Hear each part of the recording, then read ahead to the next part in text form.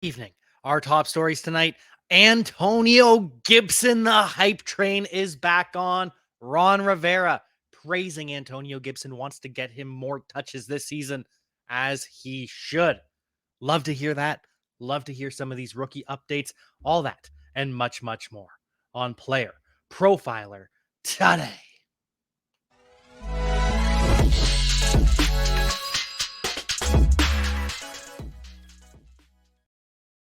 Oh, Antonio Gibson. He's here. He's back. Whatever you want to call it. Antonio Gibson, the hype train. Let's go. One of my guys here on playerprofiler.com. We all have 3 players that we have associated with us. Antonio Gibson, one of mine. And I've been telling you, he is going to thrive in the Jerick McKinnon role, the scat back, the satellite back, the third down back, the screen game back, whatever you want to call it. Antonio Gibson is the guy. We've seen year after year he has been used more in the receiving game, and it's been effective. He was basically a tight end slot receiver at Memphis, part-time running back. He had to learn how to play the position. And he did so pretty well, rushing for over 1,000 yards as a sophomore, going for over 1,300 yards from scrimmage in total. And then some injuries happen. Brian Robinson gets more involved, and Antonio Gibson takes a step back. But make no mistake, in a more wide open offense, in a less archaic dinosaur offense, with Eric Bieniemy calling the shots, it's going to open things up.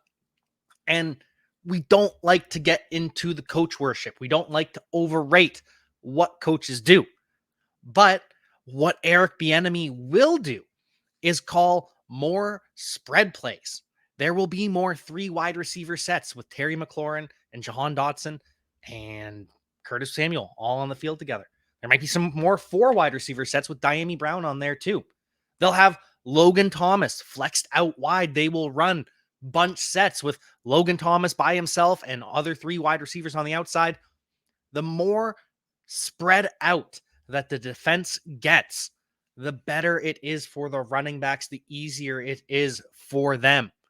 And so that is the difference in a coach like Eric Bieniemy. It's not going to be the secret sauce that suddenly makes Sam Howell relevant. No, it's going to be less defenders in the box for Antonio Gibson to deal with, more space for him to work with, and that is only going to do good things. Before we get more in on Antonio Gibson, have to talk to our friends, the Rival Fantasy. Podfather, take it away. Oh, baseball season's heating up. It's all about baseball right now. Baseball. Yeah, baseball is the most exploitable of the sports, especially on Rival Fantasy, rivalfantasy.com. Go there now. They have the fantasy book where you can take over under a certain number of fantasy points, and they have challenges where you can take player X or player Y. I get great pleasure out of fading Mike Trout into oblivion. And then don't forget about Fantasy Bingo, where you can say, okay, I think Acuna's going to steal a base today. I think that Freddie Freeman's going to have 2 hits based on the matchup. The lefty-righty and the pitcher quality matchups that you could exploit are unlike any other sport. Go to rivalfantasy.com. Use the promo code PLAYER. They refund any losses up to $50, and they are a great supporter of Player Profiler. Everything we do, this show in particular, is only possible because of Rival. Rivalfantasy.com. The promo code is PLAYER. We absolutely love Rival Fantasy. They are great to us, so go be good to them and be good to yourself too. Go win some money. But back to Antonio Gibson. The hype is at an all-time high. He fits what Eric Bieniemy wants to do with the offense, and it's true. He is comparable to Joe Mixon, to Jonathan Taylor. Antonio Gibson is a size, speed specimen. I mean, look at him.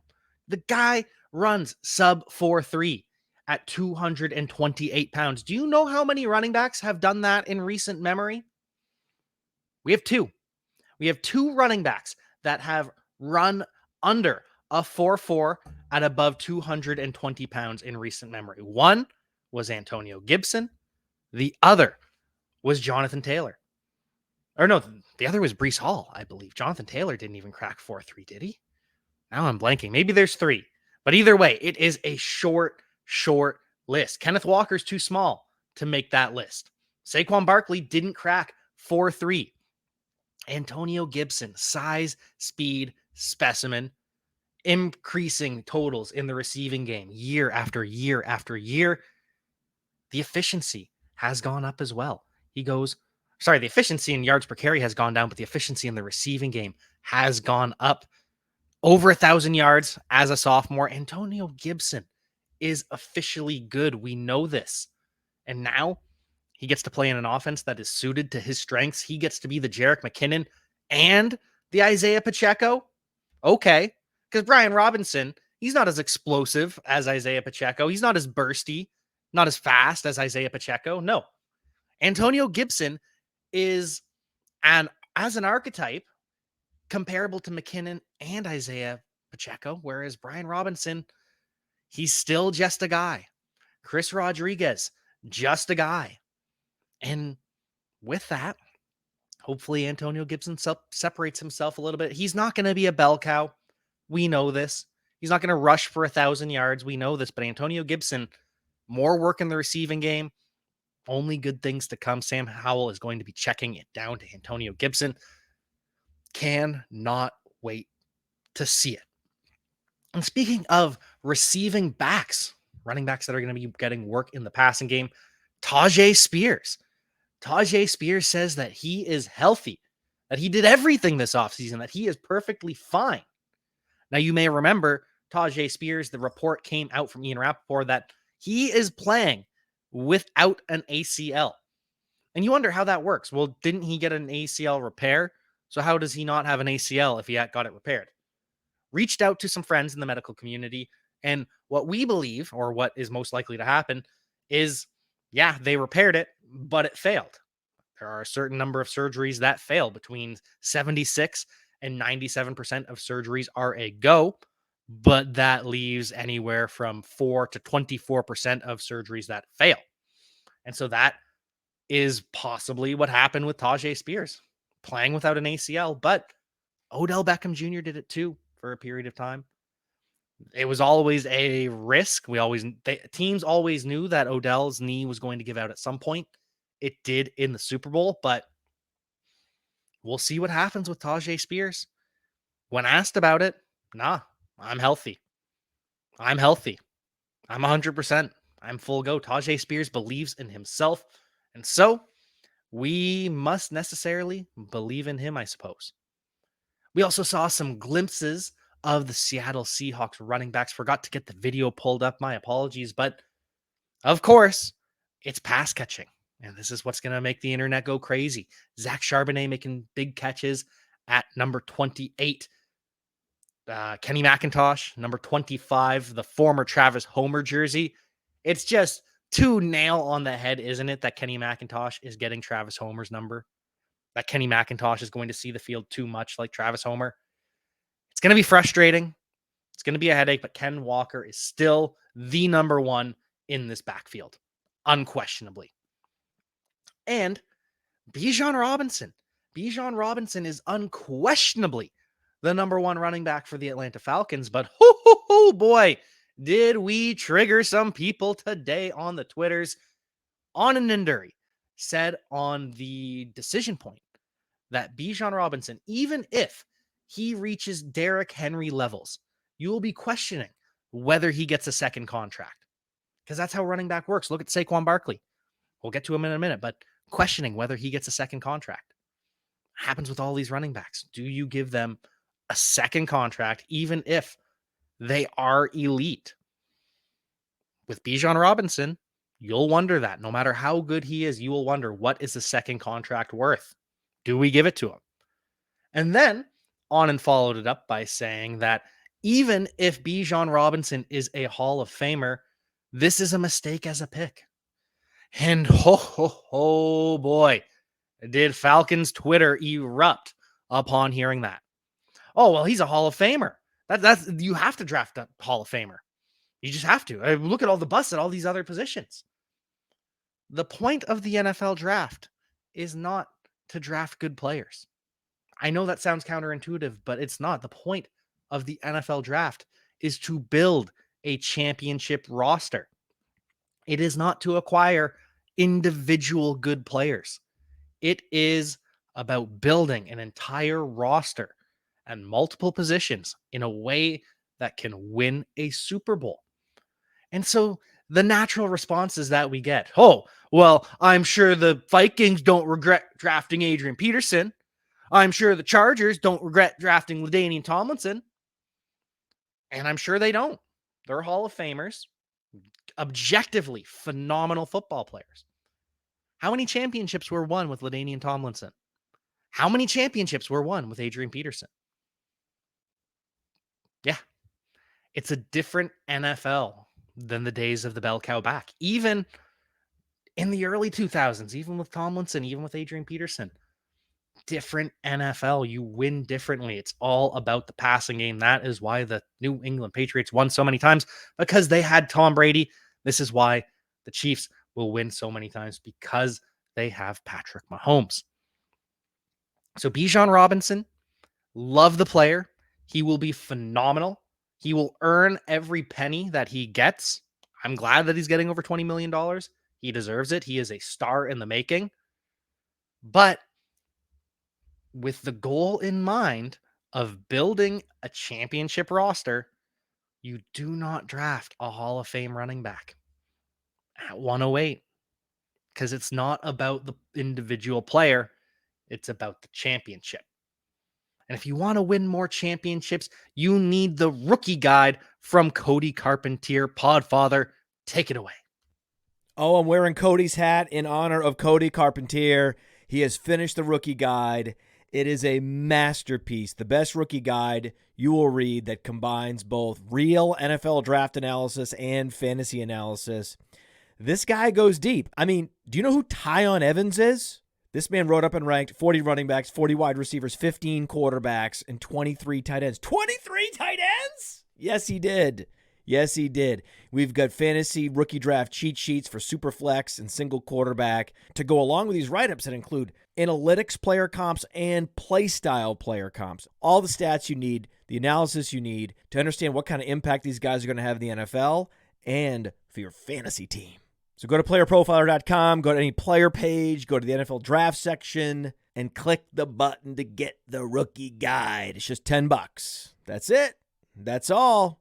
It's not the most expensive, but it is the best. It sure is the best. And speaking of the best, Saquon Barkley is one of the best running backs in the NFL. He is a physical specimen, but as we mentioned, the Giants are haggling over whether or not to give him a second contract and what that is worth. Because Saquon Barkley has turned down a $14 million a year season, a $14 million a season deal. But that was up to $14 million. So we don't know what the guaranteed was. We don't know what the base salary was, just that it was up to $14 million. But Saquon Barkley rightfully believes he is worth $16 million a year, because that's what Christian McCaffrey makes. And that is what the market is. And so the Giants are telling Saquon, hey, we don't want to pay you market price. And I can't blame the Giants for that at all. But I can't blame Saquon Barkley for holding out, saying, this is what I'm worth. I'm not signing a contract worth less than this. And this $10 million franchise tag is disrespectful to me. I'm worth more than that. So we're still at a crossroads. We are still at a standstill, and it doesn't look like it's ending anytime soon. David versus Goliath. Saquon Barkley versus the NFL. I guess it's not quite that big, but the NFL is Goliath. Saquon just a little bit more power than David. I don't know what I'm trying to say here. Saquon Barkley versus the New York Giants. We saw this song and dance with Lamar Jackson, but he's a quarterback. Running back, significantly less leverage. We'll see when and if Saquon Barkley signs his franchise tag, but until he does, he isn't allowed at Giants training camp. Not allowed at organized team activities. He is just not allowed in the building, working out by himself. That is the only way you can hold out in the NFL right now, is if you are franchise tagged and don't sign it, you are not allowed with the team because you're not under contract. So Saquon Barkley, he is mini holdout, and it's not going well. No contract in sight, and no contract in sight for Quinnen Williams either. The New York Jets nose tackle out of Alabama. The hilarious, just great interview. Quinnen Williams, one of the best defensive tackles in the NFL. He is unhappy with how negotiations are going. He wants his new deal. He wants more than Jeffrey Simmons. He wants more than Dexter Lawrence, and I can't say I blame him. He was indeed the 3rd overall pick, and he has lived up to that hype. So I understand asking for a contract in excess of those two.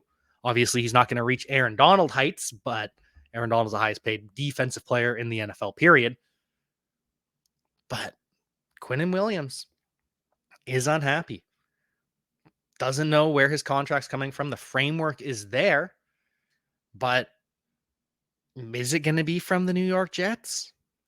Because Quinnen Williams has updated his bio on Twitter. And I know, don't we love these stories? The bio updates, the deleted the pictures on Instagram.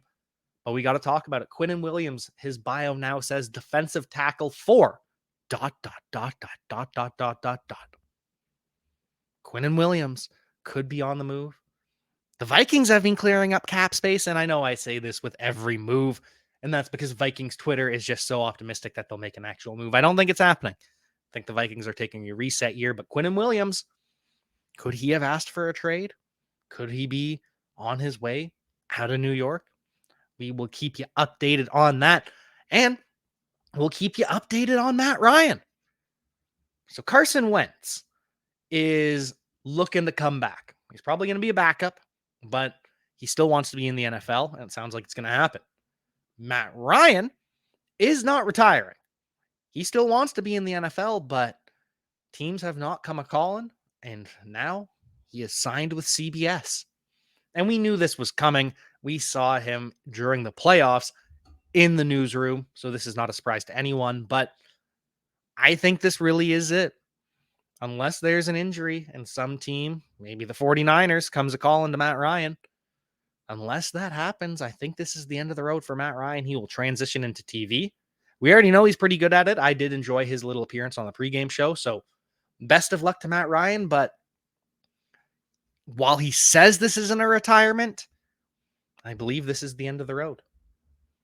James Washington, on the other hand, he will continue his NFL career. Didn't work out with the Dallas Cowboys, got injured. I can't remember if it was a high ankle sprain or what it was, but injured in training camp, missed a long portion of the season, didn't really catch on when he came back. Now James Washington has signed with the New Orleans Saints. He will compete with Brian Edwards, with A.T. Perry, with Shaquan Davis for an outside role with the Dallas Cowboys, or not with the Dallas Cowboys, with the New Orleans Saints. We'll see. This is a quality signing, former 2nd-round pick. I know it didn't work out with the Dallas Cowboys, but that was more injury-based than anything. He was serviceable with the Pittsburgh Steelers, and with the Saints, hopefully, if things work out with Michael Thomas, hopefully, James Washington will be wide receiver 4 at best, wide receiver 5, 6 at worst, or maybe doesn't make the roster. Because right now, Olave is the wide receiver 1. He's that stretch Z. Michael Thomas, he is the X. And Rashid Shaheed, he's playing in the slot. He can be a gadget player as well. He can be a Z and a stretch player as well. James Washington, he can compete behind those 3. Fine signing. Our final piece of news, though, much like Javonte Williams, Breece Hall. We get a quote on Breece Hall, hopefully, that there is a possibility he's ready for week 1. Hopeful that there could be a possibility for week 1. That does not sound too confident for me. I know Breece Hall, it was a better, cleaner ACL tear than Javonte Williams. I know things are progressing well, apparently, for both Javonte Williams and Breece Hall, but hopeful that there could be a possibility that Breece Hall plays week 1 does not instill me with any confidence. Breece Hall, like Javonte Williams, he's going to miss the start of the year.